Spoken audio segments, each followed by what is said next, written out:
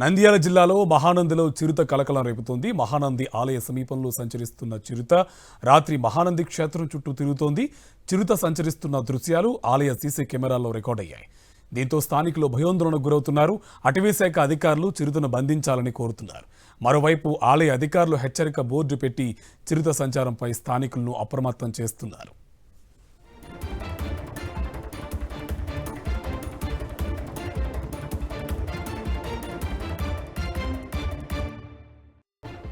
నంద్యాల జిల్లాలో మహానందిలో చిరుత కలకలం రేపుతోంది. మహానంది ఆలయ సమీపంలో సంచరిస్తున్న చిరుత రాత్రి మహానంది క్షేత్రం చుట్టూ తిరుగుతోంది. చిరుత సంచరిస్తున్న దృశ్యాలు ఆలయ సీసీ కెమెరాలో రికార్డయ్యాయి. దీంతో స్థానికులు భయాందోళనకు గురవుతున్నారు. అటవీశాఖ అధికారులు చిరుతను బంధించాలని కోరుతున్నారు. మరోవైపు ఆలయ అధికారులు హెచ్చరిక బోర్డులు పెట్టి చిరుత సంచారంపై స్థానికులను అప్రమత్తం చేస్తున్నారు.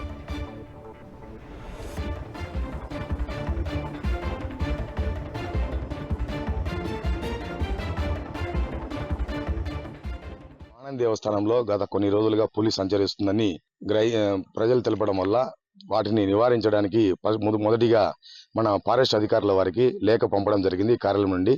వాళ్ళు దాని వలన ఇక్కడ వచ్చి సంచరించి కొన్ని సూచనలు దేవస్థానం వారికి కూడా ఇవ్వడం జరిగింది.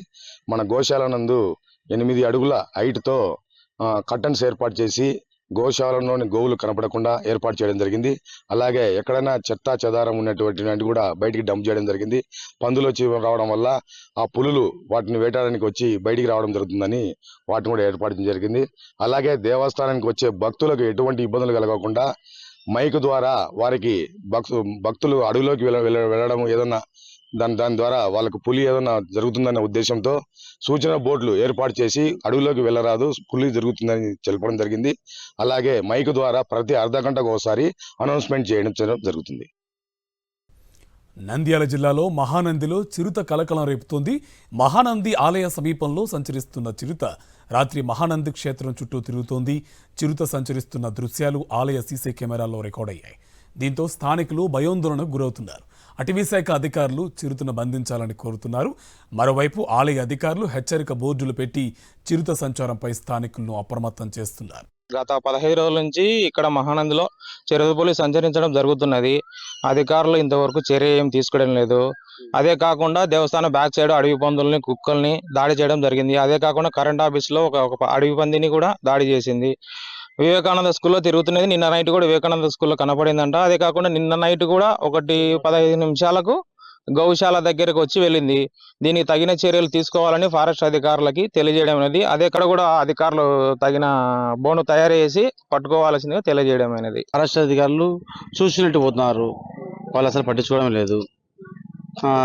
కుక్కలు జంతువులను తీసుకుపోతుంది, అదే మనుషులు తీసుకుపోతే చాలా ఇబ్బంది అవుతుంది కదా. దాన్ని వెంటనే చర్య తీసుకోవాల్సింది కోరుతున్నాము. గుడి వెనక గోశాల వద్ద పులి సంచరిస్తుంది. గత 10 రోజుల నుంచి అక్కడ కరెంట్ ఆఫీస్ దగ్గర కూడా ఒక కుక్కను ఈడ్చుకెళ్ళిందని చెప్పినారు. అదే విధంగా గోశాల వద్ద కూడా తిరుగుతుంది. ప్రజలు ఇక్కడ తిరుగుతూ ఉంటారు, గుడి వెనక రౌండ్ గా తిరుగుతుంటారు. కాబట్టి మనుషులకు కూడా ప్రాణహాని చేసే అవకాశం ఉంది. కాబట్టి పులిని బంధించాలని కోరుతున్నాము.